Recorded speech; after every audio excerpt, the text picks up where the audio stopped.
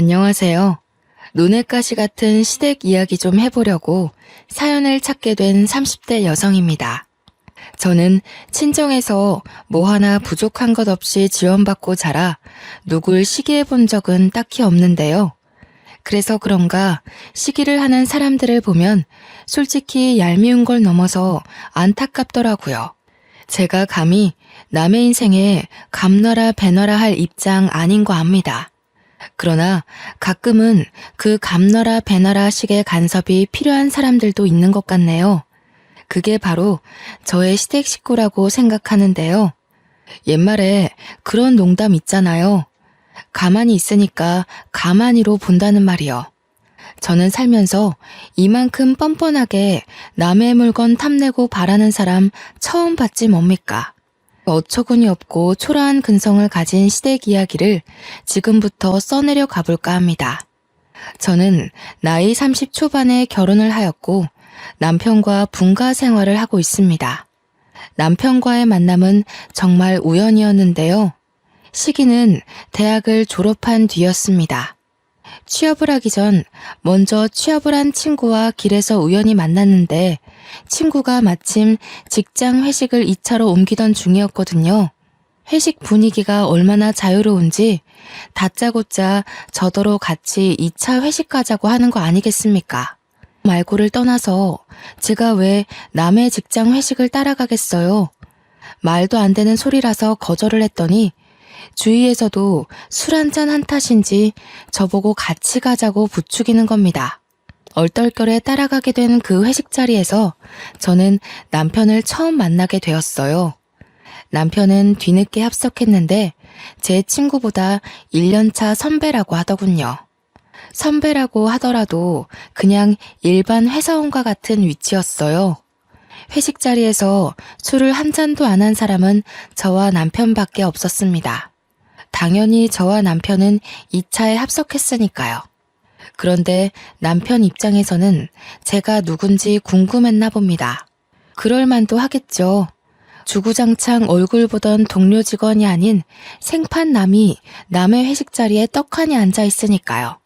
저와 남편은 마주보는 자리에 있었는데 저는 딱히 이 자리에 관심이 없었고 일면식 없기로는 남편뿐만 아니라 모두라서 저는 그 누구도 궁금하지 않았거든요. 남편은 아닌가 보더라고요. 계속 저를 훔쳐보는 게 느껴지긴 했는데 말을 걸 줄은 몰랐습니다. 당황스러웠겠네요. 불편하시면 먼저 일어나셔도 괜찮아요.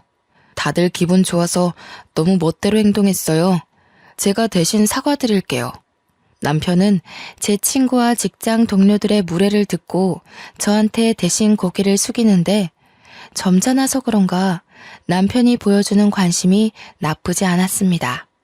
회식 자리에서 잠시 본 남편의 모습에선 어딘가 모르게 정직한 분위기가 있었거든요. 저와 남편의 인연은 그로부터 시작이었습니다. 남편이 그날 이후 제 친구한테 제 연락처를 물어봤더라고요. 남편한테서 먼저 연락 오기 전에 친구가 말해줬는데 좀 당황하긴 했지만 은근 남편의 연락을 기다렸어요.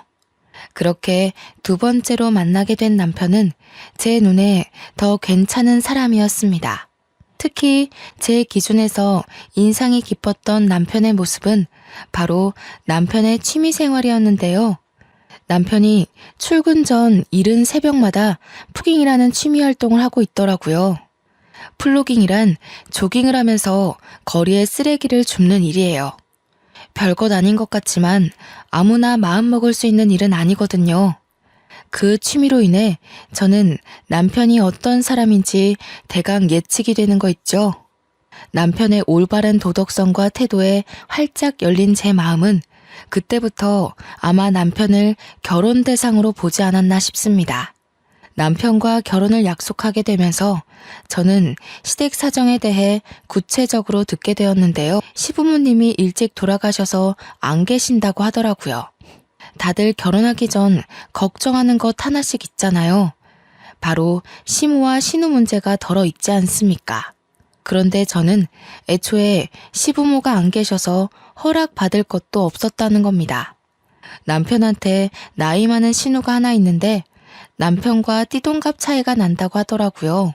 남편이 막 대학에 들어가고 신우가 결혼을 했을 때 시부모가 돌아가셨다고 했습니다. 그래서 거의 신우가 남편 학교 등록금 대주면서 자취집도 구해주고 남편이 취업해서 안정될 때까지 지원을 해줬다고 했어요. 그럼 거의 신우가 남편의 부모와도 같다는 건데 시부모가 안 계시면 신우에게라도 인사를 드려야 하는 거 아니냐고 남편한테 물었거든요. 그런데 남편이 말하기를 말 그대로 누나이기 때문에 상견례는 하더라도 굳이 결혼 허락까진 받을 필요 없다고 그러더군요.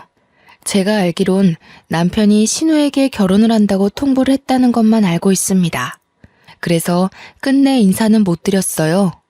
남들이 시모의 고나리질 때문에 고생하는 사연을 많이 들어봐서 아는데요.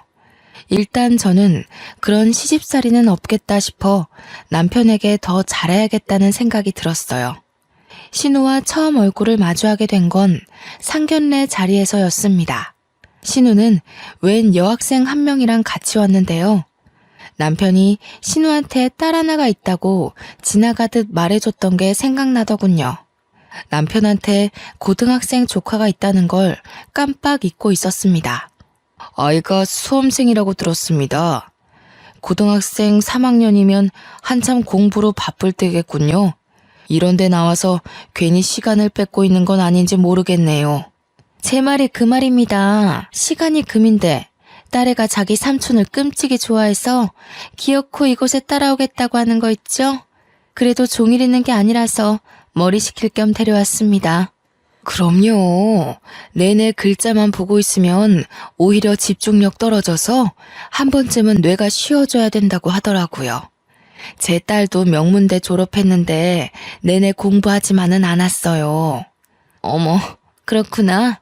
제 동생에 비해서 따님이 너무 과분한 것 같아요. 어쩜 이리 훌륭하게 키우셨대요? 제 동생이 옆에서 주눅 들지 말아야 할 텐데. 신우는 저와 초면인데도 제 칭찬을 적당히 섞어 부모님과 대화를 순탄하게 나누었습니다. 한 번씩 신우가 계속 서로의 형편을 비교했는데 그때마다 저희 부모님이 하하 웃으면서 걱정거리를 덜어주셨어요. 저희 부모님은 남편의 집안 사정에 대해선 크게 개의치 않으셨거든요. 아쉬울 것 없이 없는 살림을 사는 사람들은 기본적으로 사람 보는 눈이 높다고 생각할 수도 있는데 저희 부모님은 남의 가정사보단 인품을 중요시 여기세요. 사람만 좋다면 아마 남편이 백수라고 해도 허락을 해줬을 겁니다. 경제적인 부분이야 제가 충분히 가정을 책임질 만큼은 되니까 아마 사위 쪽 여건을 그리 염두한 건 아니지 않나 싶어요. 옛날부터 부모님이 사위 될 사람 고를 때 도박, 바람, 보증만 서는 사람이 아니라면 된다고 하셨거든요. 어쨌든 저도 그날 신우와 처음 대화를 해봤는데 그 시간만으로 사람을 완전히 판단할 수는 없겠지만 그리 거슬리는 부분은 딱히 없었던 걸로 기억이 납니다. 그러니까 더 이 결혼을 손꼽아 기다리기만 했겠죠. 그렇게 상견례 자리는 물 흐르듯 무탈하게 잘 치렀습니다. 남편과 신혼여행을 다녀온 후 처음으로 신우집에 가서 밥을 먹게 되었는데요. 남편이 신우집에 들어가기 전에 저한테 미리 언지를 주더라고요. 말했다시피 우리 집 형편이 자기네랑 많이 달라. 불편할 수도 있거든. 그래도 음식은 자기 좋아하는 걸로 말해놨으니까 괜찮을 거야. 또 봐. 괜찮다고 그러네. 집이 좋고 안 좋고가 무슨 문제라고. 그리고 나 다 잘 먹는다니깐. 괜히 형님 고생하게 왜 그런 말을 했어. 남편 가정이 부모님이 돌아가시면서 크게 기울었는데 부모님이 평소 대출받은 게 많아서 신우가 그걸 다 갚느라 형편을 펴기가 어려웠대요. 또 신우가 다른 상간남과 바람이 나는 바람에 소송도 당해서 위자료까지 갚느라고 부모님 사망보험금마저 다 날렸다네요. 남는 게 결국 살고 있는 집 하나 겨우 건진 거랍니다. 남편이 평범한 회사원이라고 했잖아요. 남편이 취직하고부터는 남편 벌이로 신우와 신우딸이 먹고 살고 있다더라고요. 이건 남편이 결혼하기 전 중요한 문제라고 생각하여 저와 의논한 부분이기도 합니다. 결혼하더라도 신우에게 지원하는 돈을 끊을 수 없다길래 이유를 물어보니까 신우가 디스크가 크게 와서 오래 앉아있지를 못해 일을 할 수 없다고 하더군요. 당연히 제 돈이 아니니까 그렇게 하라고 허락하고 시작한 결혼 생활이었습니다. 그런데 문제는 전혀 문제 없을 줄 알았던 시댁으로부터 생겼는데요. 신우의 본색이 상견례 때 봤던 조신함과 많이 거리가 있는 거 아니겠어요? 상견례 때 말고는 저와 처음 하는 겸상인데 거기서 신우가 저더러 뭐라고 한 줄 아십니까? 사돈댁이 넉넉하니까 우리가 얼마나 기가 차는지 몰라. 원래 학부모 모임 같은 거 안 나가는데 잘 나가는 올케 하나 들어왔으니 가볼까 하거든. 그래서 말이야, 올케 스타일 보니까 한두 푼 아닌 것 같은데 옷 좀 빌려줄 수 있어? 참, 이번에 신혼집 한남동으로 간다며? 우리가 그쪽으로 합가하면 안 될까? 보통 며느리가 시댁에 합가를 하는 건 들어봤어도 시댁이 며느리 집으로 합가를 부탁하는 건 또 처음이었네요. 신우가 저를 얼마나 편하게 생각하고 그런 말을 하는 건지 모르겠어요. 그러나 제 느낌상 마치 제 옷과 제 집을 취하기 위해서 기다리고 있던 것처럼 보이는 거 있죠. 당연히 거절했습니다. 이때는 신우의 의도를 알고 거절했다기보단 제가 원래 불편한 사람과 제 것을 공유하는 걸 안 좋아해요. 그러자 내내 제게 알랑방구 끼던 신우 표정이 싹 돌변하는 거 아니겠어요? 올케. 안 그래 보였는데 생각보다 매정하네. 올케보다 나이 한참 많은 내가 이런 말하는 게 어디 쉬운 용기였는 줄 알아? 거절을 하더라도 이 생각해보고 말해준다고 하는 게 맞는 거야. 어른들한테 그런 예의범절 안 배웠어? 기분 상하셨다면 죄송해요. 제가 예의는 좀 부족할지라도 누구한테 피해주는 짓은 안 하고 살았거든요. 앞으로도 결혼 생활하면서 형님께 패 끼치는 일은 없을 거예요. 세상에 완벽한 사람이 어디 있겠습니까? 예의 없더라도 손해당하는 일은 없을 테니까 이해해 주세요. 제가 눈 하나 깜짝 안 하고 신우 말에 대꾸를 하자 오히려 신우가 당황하더라고요. 그날 저녁 식사 자리는 신우가 삐치는 바람에 마무리하고 정리할 때까지 조용하게 보냈습니다. 어차피 매일 볼 사람들이 아니기에 낌새가 별로라는 걸 느끼긴 했어도 저는 대수롭지 않게 넘겼어요. 그런데 바보같이 휴대전화로도 충분히 같이 사는 건 못지않게 스트레스 받을 수 있다는 걸 간과했었네요. 또 형님 전화야? 무슨 전화를 그렇게 많이 하셔? 나랑 연애할 때만 해도 이 정도로 연락하진 않았잖아. 이번에는 또 무슨 용건이신데? 별말 아니야. 그냥 이번에 관리비 많이 나왔다고 해서 돈 좀 더 붙여달래. 관리비 많이 나올 거 알고 있었는데 내가 깜빡하고 있었거든. 이런 말하는 거 기분 나쁘게 생각하지 마. 형님은 아예 모아놓은 돈이 없으신 거야? 왜 돈 필요할 때만 당신한테 연락하는 거 같지? 돈을 모을 수가 없지. 효진이까지 혼자 키우고 있잖아. 애한테 들어가는 돈 그거 무시 못해. 그렇잖아도 내가 주는 생활비가 모자란데 모을 만한 돈이 어디 있겠어. 듣자 하니 신우는 남편한테 생활비에다가 관리비까지 따로 받으면서 적금 하나 들어놓은 것이 없는 것 같더라고요. 남편이 월급의 반을 신우한테 주는 걸로 알고 있습니다. 아무리 어렵게 살고 있다고 하지만 신우랑 시조카 두 식구가 사는데 돈이 들면 얼마나 많이 든다는 거죠? 시조카가 학원이나 과외를 받는 것도 아니거든요. 신우가 어디 취미생활을 하고 있는 것도 아니었고요. 제 눈에만 신우의 모습이 흥청망청 엉망인 소비 습관으로 보이는 걸까요? 차마 남편한테는 누나이기 때문에 한심하다는 소리까진 안 했습니다. 신우 하나만 기가 막히게 행동하는 거면 나름 참겠습니다만 제 남편한테 돈 가지고 연락하는 사람이 신우뿐만이 아니라는 거예요. 어쩜 애미나 자식이나 쓸데없는 부분까지 똑같은 건지 시조카까지 남편한테 전화를 해서 용돈 달라고 합니다. 이거 사달라 저거 사달라 생일 선물 수험생 선물 등등 요구하는 게 어찌 그리 많은지 모르겠어요. 한참 수능 공부해야 할 수험생이 놀기는 얼마나 또 노는지 아시나요? 요즘 애들이야말로 옛날 사람들과 다르게 학원에 과외에 정신없이 미래를 꿈꾸기 바쁜 걸로 알고 있는데 시조카는 대학 입시를 아예 손 놓은 아이처럼 마냥 한량하기만 합니다. 저번 주에 남편한테 10만 원이나 받아가 놓고선 이번에 또 8만 원을 빌려달라고 전화가 온 거 아니겠습니까? 10만 원이면 10만 원이지 8만 원은 또 뭔지. 남편이 한참 씻고 있을 때 전화가 왔길래 제가 대신 받았습니다. 외삼촌, 나 친구 생일이라서 선물 사줘야 되는데 돈이 부족해요. 8만 원만 있으면 될 것 같은데 계좌로 붙여줄 수 있죠? 효진아, 미안한데 저번 주에도 용돈 받아가지 않았니? 벌써 이번 달만 2번을 받아간 걸로 알고 있는데 네 외삼촌 요즘 돈 없어. 뭐야? 왜 숙모가 왜 받아요? 외삼촌은 항상 제가 달라고 하면 주는 사람이거든요. 삼촌부터 바꿔보세요. 제 말이 틀린가 안 틀린가. 삼촌 어디 갔어요?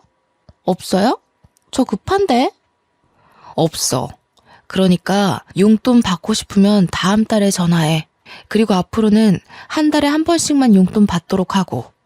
공부하기 바쁜 고3이 무슨 돈이 그렇게 많이 필요해. 시조카 답변도 안 듣고 그대로 끊어버렸더니 누굴 닮아서 그렇게 건방진지 제 폰으로 욕 문자가 오는 거 아니겠습니까? 신경 끄라느니 내가 왜 숙모한테 돈 달라고 했냐느니 아주 겁대가리가 없는 꼬맹이였습니다. 어처구니가 없더라고요. 한참 어린 미성년자에게 선 넘는 욕을 듣자니 웃음밖에 안 나오는 거 있죠. 나중에 남편이 다시 시조카랑 통화하는 걸 몰래 들었는데요. 결국 남편이 8만 원 돈을 보내주는 것 같더라고요. 그러면서 저한테 오더니 은근슬쩍 시조카 일에 대해서 물어보는데 보아하니 시조카가 저에 대해 한 소리 한 게 분명한 눈치였습니다. 당신 아까 효진이한테서 온 연락 받았다며? 혹시 효진이한테 용돈으로 잔소리했어? 효진이가 당신한테 많이 마음 상한 것 같던데. 용돈 가지고 잔소리만 했겠어? 다음 달까지 연락하지 말라고 되지. 대체 당신한테 얼마를 뜯어가는 거야? 옆에서 지켜보는데 애가 너무 버르장머리 없는 것 같아서 어른으로서 경고해준 것 뿐이야. 왜 그랬어? 한참 수능 때문에 예민한 애인데. 돈 좀 쓰면 뭐 어때서? 고등학생이면 사고 싶은 것도 많고 한참 돈 쓸 나이잖아. 애한테 너무 박하게 했다. 웬만한 대학생들도 걔처럼 흥청망청 안 써. 그리고 걔가 어딜 봐서 애야?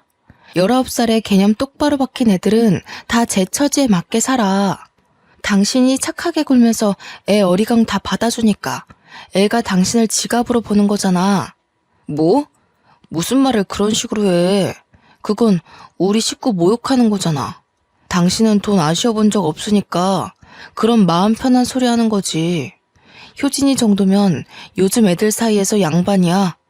효진이는 명품 하나 안 걸치고 다닌다고. 남편이 시댁에게 생활비를 주는 게 아니라 그냥 돈이 뜯기는 것 같아서 답답한 마음에 한 소리 한 거였는데 이대로 부부싸움이 날 것 같더라고요. 우리 문제도 아니고 신우 문제로 입씨름하는 게 싫었습니다. 그래서 그냥 제가 미안하다고 하고 넘겼죠. 우리 집은 남편 말대로 남편 형편과 상반되게 좀 잘 사는 집이었는데요. 저도 엄마 아빠가 공동으로 운영하는 가구회사에서 정식 직원으로 일하고 있어요. 저희 가구회사가 1등 브랜드는 아니었지만 그래도 차차 자리매김해가고 있는 회사입니다.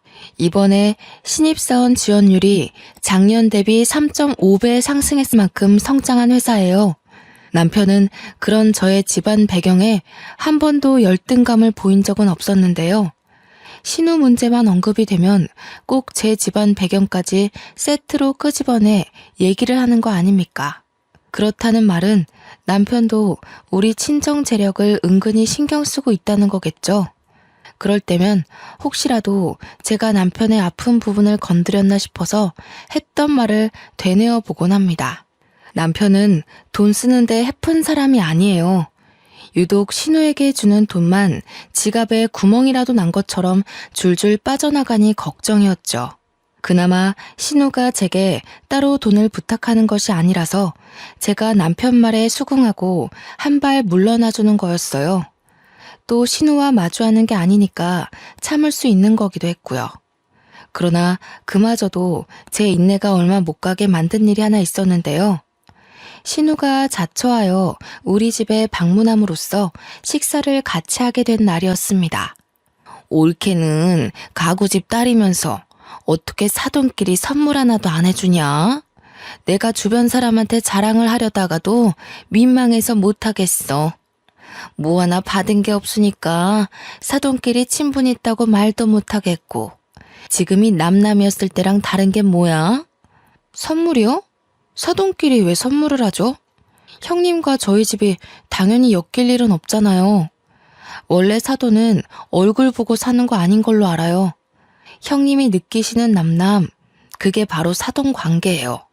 선물을 왜 하냐니? 사돈이면 식구야. 같이 잘 먹고 잘 살아야 되는 거 아니겠어? 결혼이란 그런 거야. 집안과 집안이 하나가 되는 거. 글쎄요. 그렇게 생각하는 형님한테서 정작 저희 집은 받은 게 없네요. 친정 부모님도 딱히 사돈 안부 안 물으시는 것 보면 보통 사돈끼린 남남이 맞는 것 같은데. 어머나, 말 서운하게 하는 것 좀 봐. 우리는 워낙 없는 살림이니까 그렇지. 원래 있는 사람이 없는 집에 보태줘서 수준 맞춰주고 그런 거야. 처음 들어보네요. 이쪽에서 없는 쪽에 지원해주는 건 후원 아닌가요? 형님 부르과정이에요? 후견인이 필요해서 이런 부탁하시는 건가요? 뭐라고? 옳게. 지금 뭐라 그랬어? 부르가정? 거지라는 거야? 사람이 어쩜 이렇게 눈치가 없고 말귀를 못 알아먹어. 사회생활을 어떻게 하고 있는지 안 봐도 뻔하다. 행동거지 조심해. 딱 봐도 잘릴 팔자 같으니까. 발끈하는 신호 때문에 그날 저녁 분위기가 다 망가져 식사가 빨리 정리된 걸로 기억합니다. 그러자 내내 편식하면서 깨작거리던 시조카가 자기 엄마가 거짓 소리 들으니 딸내미로서 열이 제대로 받았나 보더라고요. 시조카가 숟가락을 탁 내려놓으며 제게 쌍심지를 켜며 쳐다보지 뭡니까? 외숙모, 잘 산다고 그렇게 남 함부로 까내리는 거 아니에요. 외숙모 같은 어른들 때문에 세상에 돈으로 자부심 부리는 인간들이 그렇게 문제를 일으키는 거라고요. 당장 우리 엄마한테 사과하세요. 가진 게 돈이라도 있으니까 돈으로 자부심도 부리는 거야.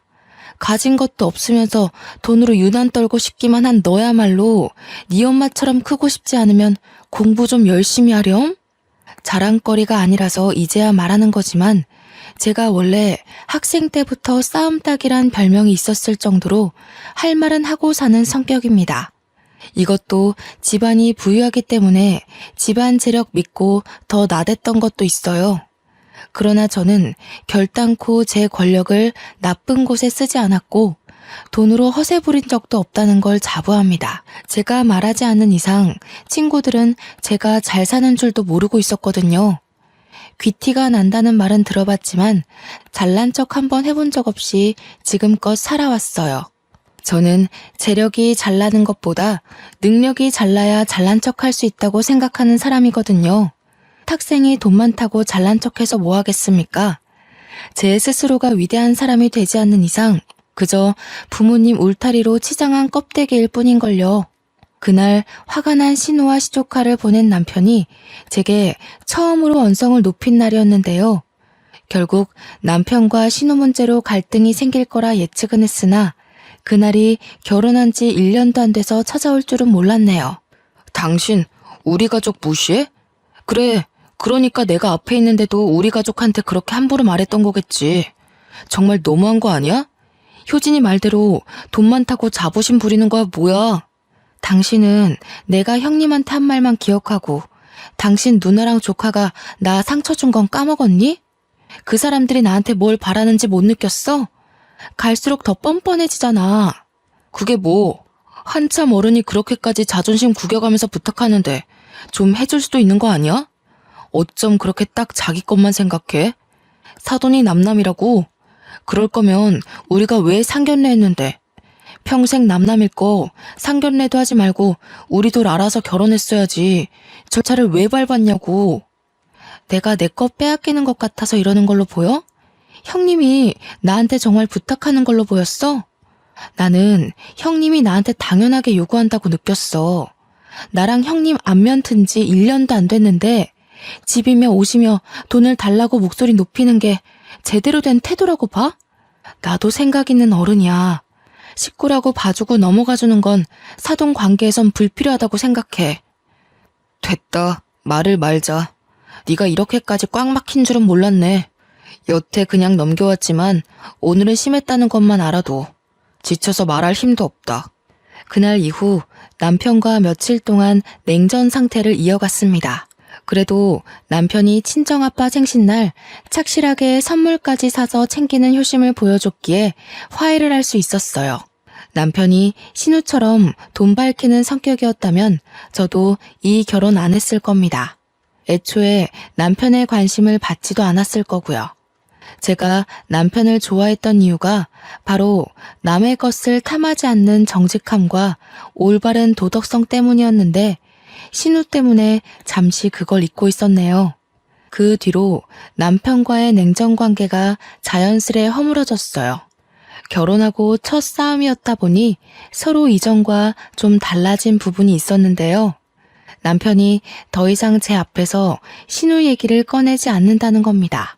남편과 신우는 시조카 때문이라도 떼어놓을 수 없는 관계거든요. 그래서 어쩔 수 없이 신우라는 존재가 저희 신혼집에 함께 떠돌고 있었는데 대판 싸우고 난 이후로는 남편이 신우 관한 얘기를 전부 입싹 닫은 거 있죠. 그렇다 보니 결혼하고 간만에 남편과의 시간에만 몰두할 수 있었습니다. 저 또한 신우에 대해 신경 쓰지 않아도 되어서 남편 내조에 더 신경 쓸 수 있었던 것 같아요. 진정한 신혼부부 분위기를 낼 수 있겠다고 은근 기대까지 하고 있었는데 아쉽게도 이 고유한 관계 또한 그리 길게 가지 못했습니다. 저와 남편 사이에 유일한 파동을 일으키는 것이 무엇이겠습니까? 예, 맞습니다. 또 신우 관련 일이었네요. 정확히 말하자면 이번 문제는 신우가 아닌 시조카 때문이었죠. 남편이랑만 소통하며 지내길래 남편이 없다면 굳이 시조카를 만날 일이 없다고 생각했는데요. 한날 시조카가 말도 없이 제 집을 찾아온 거 아니겠어요. 심지어 친구를 데려왔더라고요.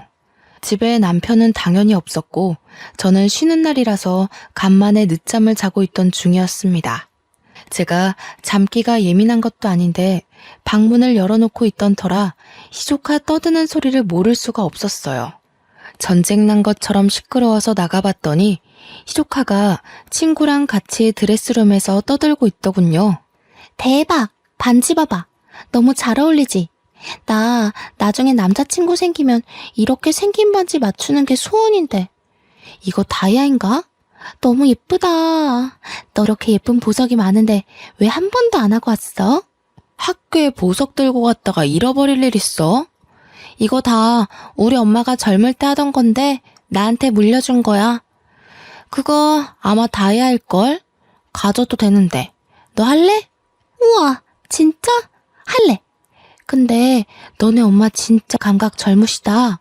우리 엄마는 완전 아줌마라서 보석도 은반지나 그냥 금반지 같은 것만 하지. 이런 디자인은 아예 모르거든. 참, 너희 엄마 무슨 일 한다고 했지? 가구회사 하고 있어.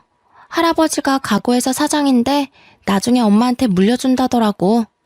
아빠 돌아가시는 바람에 엄마가 인수받게 됐대. 궁금하면 다음에 구경시켜줄까? 응. 그럼 너 완전 부자 아니야? 그 정도면 재벌집 딸이라고 해도 될 것 같은데. 말 안 해줬으면 진짜 모를 뻔했어. 이렇게 좋은 집안을 왜 숨겼대? 나라면 동네방네 자랑하고 다녔을 거야. 그냥 자랑하는 거 별로 안 좋아해서. 애들한테 소문 내지 마. 너는 특별히 제일 친한 친구니까 알려주는 거야. 괜히 소문나면 골치 아파져. 문 앞에 서서 구경하고 있던 저는 어처구니 없어서 내내 동영상 찍고 있었거든요. 그러면서 웃음까지 참느라 애먹었는데 결국 참지 못한 웃음이 손바닥을 비집고 나가버리고 말았지 뭡니까. 제 기척에 돌아본 시조카는 제가 집에 있는 줄 몰랐는지 엄청 소스라치게 놀라더라고요. 귀신을 봤다면 딱 저런 표정을 짓지 않을까 그런 우스운 생각을 했네요. 뭐야? 왜 여기 있어요? 집에 없다고 했는데 외삼촌이 분명 오늘 일 나갔다고 언제부터 그러고 있었어요? 내 집에 내가 있는 게 잘못됐니?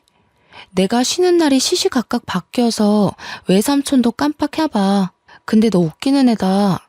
나는 너 같은 딸을 둔 적이 없는데 왜 네가 말하는 엄마가 꼭 나 같을까?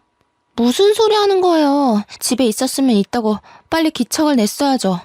도둑이에요?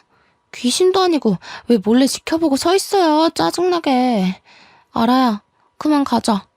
굉장히 당황스럽겠죠. 시조카는 횡설수설 변명만 하더니 어리둥절한 친구를 데리고 무작정 도망치려고 했습니다. 내버려 둘 수가 있나요? 그 앞을 제가 막아섰더니 시조카가 저를 엄청 째려보는 겁니다.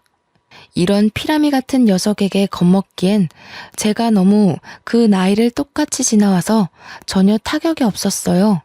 오히려 과거의 사춘기라고 부모님께 반항했던 내 모습이 이런 꼴이었을까 싶어 반성하는 계기만 되었네요. 가는 건 좋은데 주인 허락 없이 가져가는 건 도둑이겠지? 친구한테도 설명이 필요할 것 같은데 내가 대신해 줄까? 아니면 네가 친구한테 그 반지 훔친 거라고 구체적으로 설명할 거니? 제가 친구 손가락에 끼워져 있는 반지를 달라고 손가락을 폈더니 시조카가 제 직설적인 표현에 놀라 얼굴 시뻘개져서 반지를 빼서 돌려주고 그래도 집을 박차고 나갔습니다. 아무래도 제가 집에 없는 줄 알고 친구를 데려와서 이 모든 게 자기 것인 것처럼 속이려고 했나 봐요. 어린 것이 아주 건방지고 맹랑해서 혀를 내두를 정도이지 않습니까? 이 사건은 결코 조용히 지나가진 않았는데요. 며칠 뒤 신우가 시조카를 끼고 찾아온 거 있죠. 시조카가 쪽팔리는 자기의 만행을 결국 자기 엄마한테 고백했나 봅니다. 때로 된 진상을 안다면 신우가 저를 찾아와서 따질 게 없다고 생각하는데 뭐 때문에 찾아왔는지 문을 열기 전까지는 몰랐습니다. 제가 현관문 열자마자 신우가 제 뺨을 갈기더라고요. 황당해서 말을 잃고 신우를 쳐다봤더니 신우가 굉장히 씩씩거리며 한 대 더 칠 것처럼 말을 하는 겁니다. 네가 감히 우리 딸한테 손을 대? 어른이 돼서 애들이 호기심에 잠깐 기웃거려 본 걸 도둑년 취급까지 했다면서? 너 원래 이렇게 되바라진 애였어? 이보세요, 형님. 제대로 된 설명도 없이 다짜고짜 손찌검 하시는 건 결례 아닌가요? 효진이한테 제대로 설명을 들었다면 절 이렇게 대하지 못하실 텐데요. 끝까지 뻔뻔하구나. 좀 산다고 적당히 굽히고 들어가 줬더니 네가 뭐 대통령 딸이라도 되는 줄 아니? 기가 막혀서 정말. 당장 우리 딸 앞에 무릎 꿇고 빌어. 우리한테 머리 조아릴 때까지 나 여기서 한 발자국도 못 나가. 듣자 하니 시조카가 저 때문에 개망신 당한 게 억울해서 신우한테까지 거짓말을 친 것 같더군요. 저를 완전 악당으로 만들어서 고자질 했더라고요. 맞지도 않은 뺨까지 맞았다고 거짓말하면서요. 남편은 어떻게 이런 환경 속에서 살아왔던 걸까요? 사람은 끼리끼리라던데 혹시 남편도 속셈을 숨기고 있는 건 아닌가 의심까지 드는 거 아니겠습니까? 신우의 억측이 너무 강해서 말로는 안 통할 것 같기에 저는 폰으로 찍어뒀던 지난 영상을 신우 코앞으로 들이밀었습니다. 솔직히 제가 보여준 영상만 봐도 시조카가 거짓말을 했다는 건 충분히 알 수 있는 증거였어요.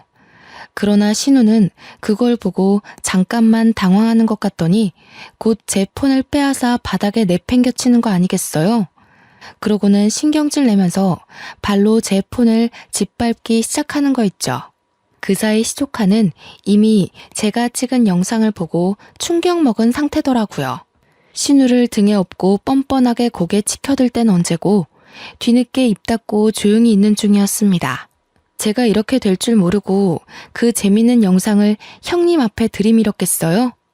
복사본이 따로 있어요. 지금 당장 저한테 사과하지 않으면 구라쟁이 딸내미 학교에서 쥐죽은 듯 지내게 만들 수도 있어요. 딸 앞길 막는 엄마 되실 거예요? 건방진년, 네가 그렇게 잘났어? 우리한테 뭘 해주거나 그런 잘난 척을 해. 이래서 집에 사람을 잘 들여야 된다고 하는 거야. 네가 뭔데 우리 집안 체면을 자꾸 구겨놔? 그래서 또 때리시려고요? 저한테 저 영상 말고 효진이 실체에 대한 증거 영상이 얼마나 더 있을 줄 알고요? 뭐든 상관없으면 치세요. 그럼 이제 진짜 형님에 대한 예의는 오늘로써 끝입니다. 신우는 정말로 한 대 더 치려고 올리고 있던 손을 부들부들 떨기만 할 뿐 실행에 옮기지는 못하고 있었습니다. 그걸 결국 시조카가 붙잡으면서 말리더군요. 엄마 그만해.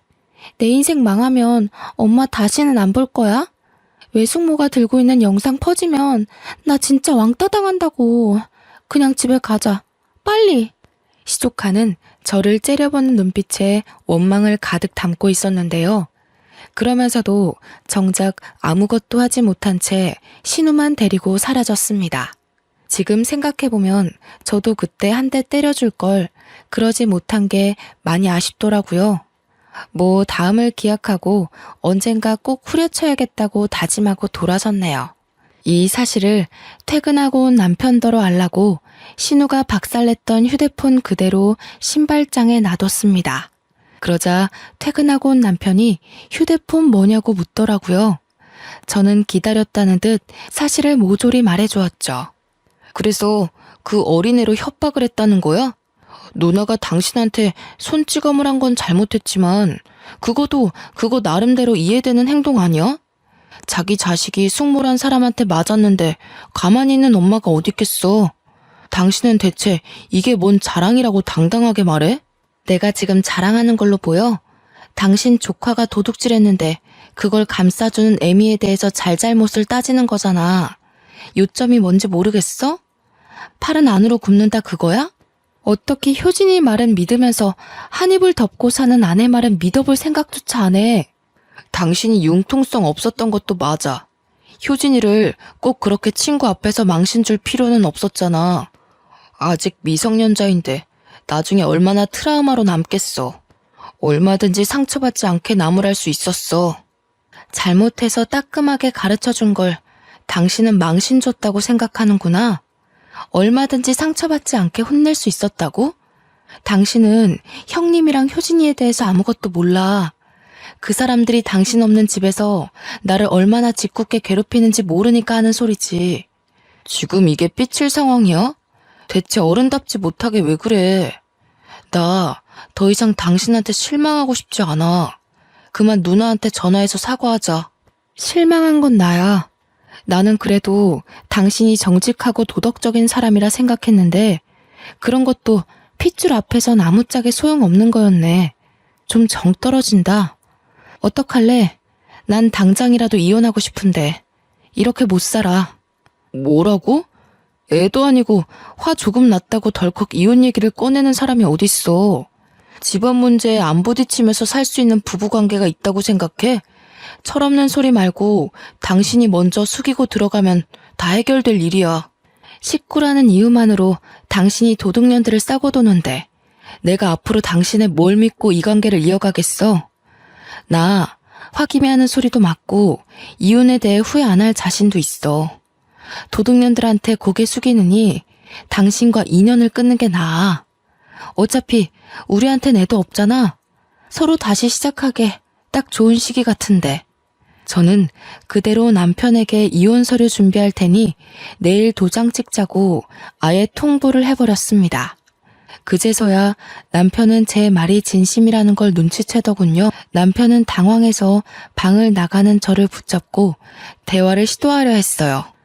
당장은 대화하기 싫어서 그날 남편을 내내 피했는데 남편이 다음날 제게 진심으로 사과를 하더라고요. 내가 잘못했어. 당신이 누나랑 효진이한테 매정한 것 같아서 서운한 마음에 누나 편을 들었나 봐. 당신 말대로 나도 모르게 팔이 안으로 굽은 것 같아. 인정할게. 당신이 보여준 동영상 보니까 효진이가 잘못한 게 맞더라고. 내가 누나한테 말해서 당신한테 사과하라고 할 테니까 제발 이혼만은 안 돼. 남편은 그날뿐만 아니라 그 다음날도 제게 사정을 하며 싹싹 빌었습니다. 정말로 신우한테 전화해서 나한테 사과하라고 싸우기까지 하더라고요. 다시 연애 때처럼 제가 좋아했던 남편의 모습으로 돌아오자 이혼 생각이 또 접히는 거 아니겠습니까? 아무래도 제가 아직 남편과 신혼이었고 남편을 좋아하는 마음이 남아있었기에 남편의 약한 모습에 흔들린 게 아닌가 싶습니다. 그래서 저는 이혼을 보류하는 대신 남편한테 조건을 제안했습니다. 첫째, 신우랑 시조카가 우리 집에 막무가내로 찾아오지 못하게 할 것. 둘째, 신우에게 생활비는 주되 시조카에게는 용돈 끊을 것. 셋째, 나에 대해서 신우랑 시조카에게 잘하라는 기대를 하지 말 것. 제가 바라는 건 정말 이게 다였습니다. 이 조건이 마음에 안 든다면 이혼을 하면 되는 거라고 간결하게 얘기를 해줬더니 남편은 지장까지 찍는 성의를 보이며 이행하겠다고 약속을 했어요. 남편이 저와 이혼하게 되면 가구에 대한 재산 분할만 가능할 뿐 타고 다니는 차와 집은 전혀 가질 수 없거든요. 만약 저희가 이혼을 해서 이 집에서 나가게 되면 남편은 신우랑 같이 살아야 하는데 남편도 그건 싫었나 봅니다. 아무래도 결혼하기 전 같이 살면서 신우랑 시조카한테 시달린 게 좀 있는 것 같았어요. 남편의 반성 때문에 현재까지도 이혼 보류 중에 있는데요. 신혼 2년을 넘긴 현재 아직은 남편이 제 조건대로 잘 행하고 있습니다. 가끔씩 제게 신우와 시조카가 돈 때문에 아쉬운 소리로 문자가 오는데 그걸 남편한테 보여주면 남편이 알아서 신우와 시조카에게 한 소리 짓거려 주더군요. 저희는 지금 명절이 있어도 친정만 방문하지 굳이 시댁을 가질 않아요. 남편이 먼저 시댁에 어른이 있는 것도 아니고 거기까지는 갈 필요 없을 것 같다며 차라리 시부모 묘지에 가자고 했거든요. 그래서 신우랑 시조카 못 본 지는 좀 됐습니다. 애초에 저와 남편의 관계는 이렇게 평온한 분위기였는데 간만에 느끼는 안정감 덕분에 요즘은 이렇다 할 스트레스가 없네요. 그래도 결혼 5년차 정도까지는 계속 지켜볼 생각입니다. 때문에 아이를 만들자는 남편의 제안을 미루고 있어요. 아이를 빌미로 남편이 변심을 하면 어쩝니까? 그래도 한 5년 이상은 지켜봐야 앞으로 이 사람이 어떤 태도를 유지해 갈지 예측할 수 있잖아요. 시모가 없고 신우만 있다고 하더라도 스트레스가 딱히 절반이 되는 건 아닌 듯 싶네요. 시댁 식구 중 누구 하나라도 내 골치를 아프게 하는 존재가 있다면 하루 종일 그 사람의 굴레에서 못 벗어나는 기분이에요. 제 귀중한 하루가 고작 그런 사람 때문에 망가지고 또 뭉그러지는 게 너무 아깝지 않습니까? 왜 며느리에게 시댁은 대부분 이런 존재밖에 안 되는 걸까요? 아들, 딸 구분 없는 요즘 세상에 제발 며느리 하대하는 문화 좀 빨리 사라졌으면 좋겠네요. 대한민국 며느리들 모두 시댁의 어줍잖은 구박에 무너지지 맙시다. 시댁 식구 이겨먹는다고 목숨 하나 잃는 거 아니잖아요. 싸움 딸기 되라는 게 아닙니다. 굴하지 않아도 될 상황에서 시댁 식구 좋으라고 숙이는 행동은 하지 말자는 거죠. 모든 며느리가 시댁에서 자기 주권을 똑똑하게 찾는 사람이 되었으면 좋겠습니다. 다들 파이팅 하세요. 엽기적인 저의 시댁 이야기 감상해 주셔서 감사합니다.